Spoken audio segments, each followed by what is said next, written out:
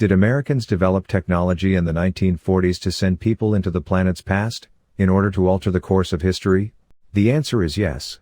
From the book Mystery of Egypt, the first tunnel written by Radu Cinamar, we learn that while at the temple in Jerusalem, Jesus was visited by a strange character. The following fragment is a part of the dialogue between Caesar Brad and Radu Cinamar. First of all, I must mention, for those who have not read the book, that the extraterrestrial structure discovered in the Busegi Mountains in 2003 is connected through a tunnel with a chamber in the basement of the Giza Plateau in Egypt. In this chamber, called the occult chamber, there is a device of extraterrestrial origin with the help of which time travel can be achieved with the mind, or is a kind of device to access the Akashic records. Caesar Brad used this device and was able to see moments in Jesus' life, including the time when Jesus was visited by that strange character, while at the temple in Jerusalem.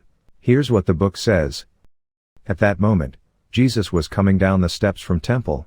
He was accompanied by 2 young women, and 4 of his chief disciples. I saw him stop and turn his head a little to the right, where there were a few people, then some extremely bizarre things happened. This section of events is neither described nor mentioned in any text, he told me. It seems that a strange forgetfulness of time has settled over those who were there at the time. I couldn't find out much either, and for a very strange reason, which I will tell you. As I saw at the scene, a little from above, I was somewhat to the left of Jesus. I noticed how he suddenly looked to the right, towards a small group of people, very attentive and focused. Out of them came a strange person, a man who seemed blond and rather unkempt in appearance. He gave the impression that he was very emotional, and unsure of him.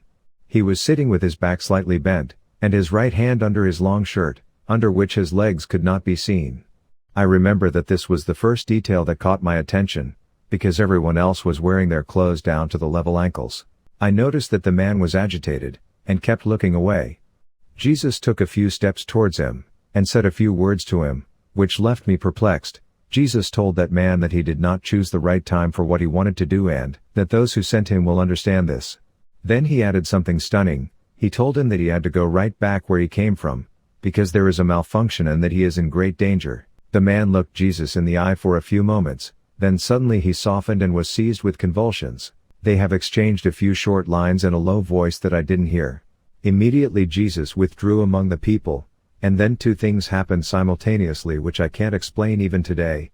A hissing sound was heard over the whole settlement, and almost immediately, many people gathered in front of the temple, at the foot of the stairs, asking Jesus to speak to them. I moved instantly, very curious, to see who was that man who made a discordant note among the other people, who had behaved so strangely and to whom Jesus had paid such attention.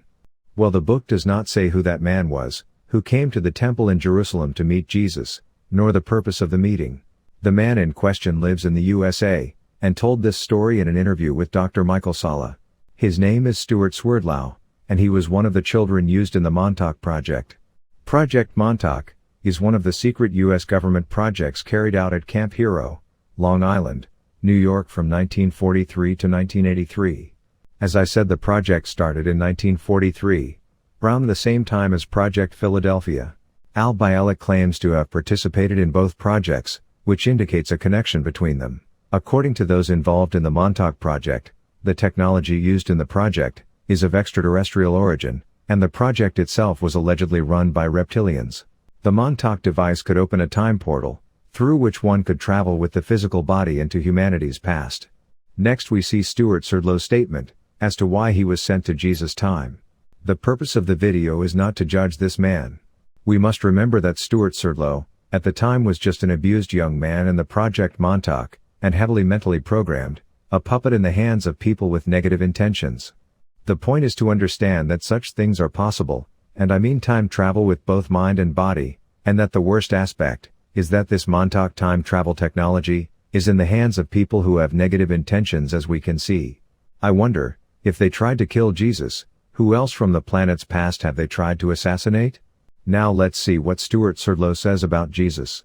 So, exactly how old were you when you began being used in the Montauk project? And do you remember any kind of trips or time travel experiments that you were involved in? Yes, I began when I was 13 and a half years old. And it lasted until I was approximately 26 26, 27, I can't remember exactly. It was August 12th, 1983 when it crashed. So I was maybe 26 and a half at that time. And I was sent physically, actually, to the Middle East, to Europe, Caribbean. These are physical trips that I went on to monitor activities, UFO activities, mind control activities in those locations, for example. But there were also times when I was sent through the time portal to different locations. For example, and this is the part that many people kind of get flabbergasted about, is that I was sent back to the time of Christ. And I was sent back with a gun. And I was told to shoot him. And I remember walking to the base of this huge building with stone steps going all the way up. And there at the top of the platform, I don't know what you would call it, was the Christ person. And he looked at me and I looked at him. And it's like, I knew he knew why I was there. And I ran away. And I was brought back. And I was severely punished for not accomplishing that mission. Then, about a year after that, I was sent back to the time when he was on the cross. And I was given a medical kit. And I was told to extract blood from his toe while he was on the cross. And I did that. And I brought it back. After that, they sent me to the underground of Mars, where I was supposed to give the vial to the person who was there, because they were creating a clone of Christ that was going to be used as the second coming at an appropriate time in the future. So that's what I tell people. If you see, they say Christ's coming back, don't believe that, because this is the clone. At least that was the plan back then. And we won't, I think when the real one comes back, we will know. But this first one that comes back is not the real one.